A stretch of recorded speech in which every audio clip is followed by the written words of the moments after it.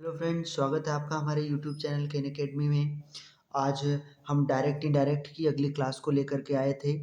और पिछले क्लास में आपने देखा कि हमने आपको नॉर्मल डायरेक्ट से इनडायरेक्ट बनाने के सारे रूल्स को बताया था, कुछ एग्जांपल भी हमने करवाया था।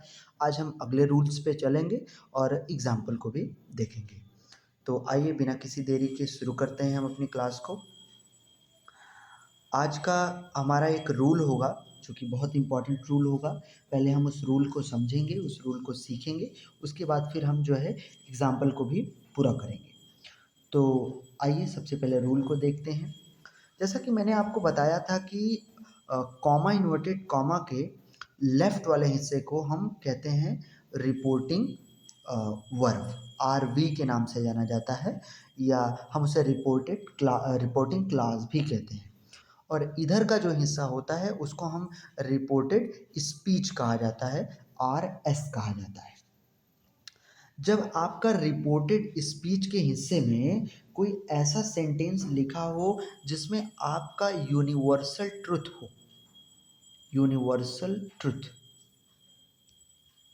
यूनिवर्सल ट्रुथ का मतलब कि ऐसी बात कही गई हो जो कि सच हो, जो कभी झुठला ना सके आदमी उसको, तो उसको हम यूनिवर्सल ट्रुथ कहते हैं।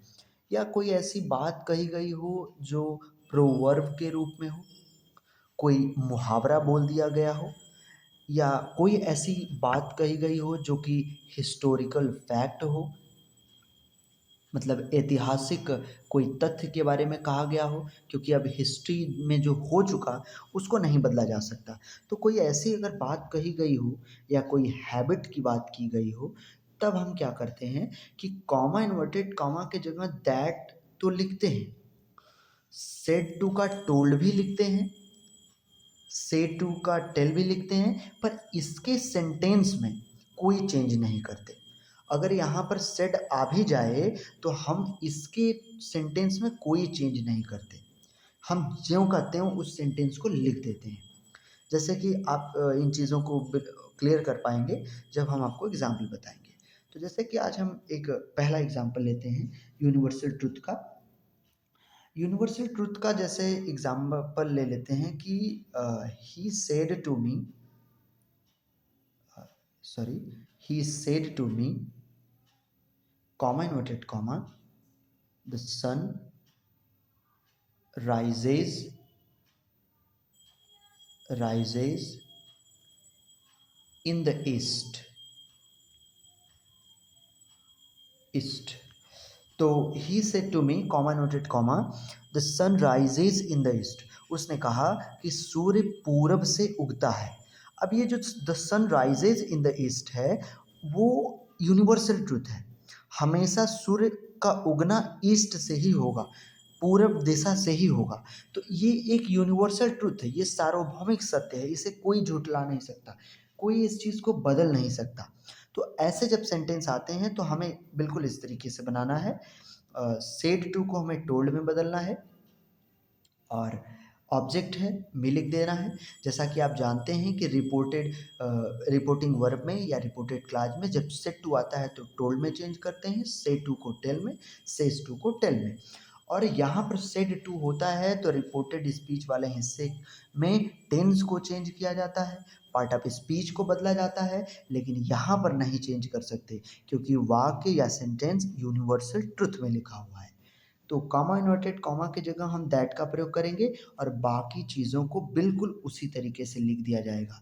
चूँकि ये राइजेज, ये प्रेजेंट इंडेफिनिट टेंस है, रूल होता है कि प्रेजेंट इंडेफिनिट को पास्ट में बदला जाए, लेकिन हम उसे बदल नहीं सकते। हम क्यों नहीं बदल सकते? क्योंकि ये यूनिवर्सल ट्रुथ है। तो हम इसको लिख देंगे बिल्कुल उसी तरीके से, और लिख देंगे the sun rises in the east, और ये पूरा हमारा सेंटेंस बन जाएगा और पूरा सही हो जाएगा। तो ये चीज़ है। अब हम एक और सेंटेंस की तरफ चलते हैं, एक और सेंटेंस को एग्जाम्पल के फॉर्म में देखेंगे। दूसरा है, दूसरा हम सेंटेंस लेते हैं, they said, comma inverted comma, we are we are mortal. हम ले लेते हैं इस चीज़ को, वी आर मॉर्टल। अब यहाँ पर दे लिखा हुआ है और यहाँ पर सेड भी है, पर ऑब्जेक्ट नहीं है। तो ऑब्जेक्ट नहीं है तो सेड को हम टोल्ड में नहीं बदल सकते, सेड को हमें सेड ही लिखना पड़ेगा। और उसके बाद फिर हम कॉमा इन्वर्टेड कॉमा को हटा करके दैट लगा देंगे। हमें एक चीज़ तो क्लियर हो गया कि अगर इधर यूनिवर्सल ट्रूथ आए, कोई हिस्टोरिकल फैक्ट आए, कोई हैबिट की बात की जाए या कोई प्रोवर्ब आ जाए, तो हम टेंस तो नहीं बदलेंगे, हम पार्ट ऑफ स्पीच को नहीं बदलेंगे। लेकिन अगर यहाँ पर कोई सब्जेक्ट आ जाए, एक पर्सन आ जाए, तो क्या पर्सन भी चेंज नहीं होगा? क्या पर्सन भी नहीं बदला जाएगा? तो यहाँ पर आप ध्यान रखेंगे कि अगर रिपोर्टेड स्पीच के हिस्से में वी एज अ सब्जेक्ट आता है तो आपको उसे नहीं चेंज करना है। यहाँ पर वी हमारा फर्स्ट पर्सन है, फर्स्ट पर्सन सब्जेक्ट के अकॉर्डिंग जो कि दे है उसके अकॉर्डिंग बदला जाना चाहिए, लेकिन यहाँ पर चेंज नहीं होगा।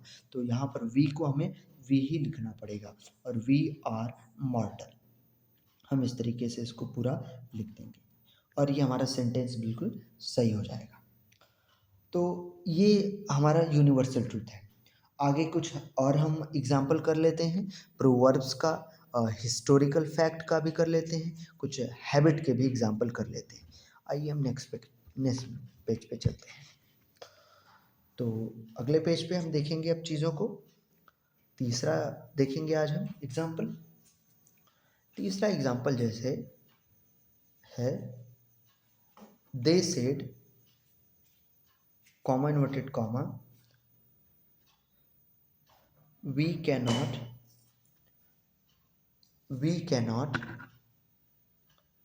live without, they cannot live without water. They said comma noted comma we cannot live without water. तो ऑब्जेक्ट नहीं है, हमें बिल्कुल भी सेट को टोल्ड में बदलने की ज़रूरत नहीं है। ये भी एक सत्य बात है कि हम पानी के बिना नहीं रह सकते, हम पानी हमें लेना पड़ेगा अगर हमें ज़िंदा रहना है तो दे टोल्ड और जोड़ने के लिए दैट, हमने आपको बताया था कि वी ऐसे केसेस में नहीं चेंज होता। वी को दे से हम चेंज कर सकते थे पर हम नहीं करेंगे। हम यहाँ पे कैन को कुड से बदल सकते थे पर वो भी नहीं होगा। इस सेंटेंस को ज्यों का त्यों जो है लिख दिया जाएगा। We can not live without water और ये सेंटेंस हमारा कंप्लीट हो जाएगा। अब हम देखेंगे एक अगले सेंटेंस को। यूनिवर्सल ट्रूथ जैसे सेंटेंस जब आते हैं तो वो बिल्कुल आसान होते हैं। कोई प्रोवर्ब्स आ जाए जैसे Ram said comma inverted comma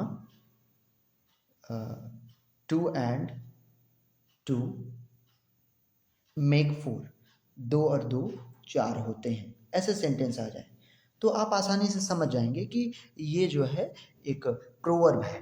आप इसको ईजिली बना लेंगे।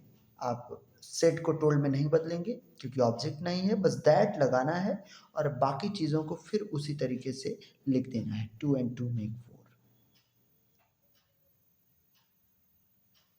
2 and 2 make 4। तो यूनिवर्सल ट्रूथ आए, प्रोवर्ब्स आए, हिस्टोरिकल फैक्ट आए, तो ये सारी चीज़ें जैसे हिस्टोरिकल फैक्ट में पानीपत के युद्ध के बारे में बता दे या कोई इतिहास की घटनाएं बता दे जो कि कभी नहीं चेंज हो सकती, तो उसको हम उसी तरीके से लिख लेंगे। लेकिन एक हैबिट वाला सेंटेंस आता है, उसमें जो है आप कंफ्यूज हो सकते हैं। तो हम एक एग्जांपल उसका देख लेते हैं, हैबिट वाले सेंटेंस का। जैसे हैबिट वाले सेंटेंस को ले लेते हैं कि रमेश सेड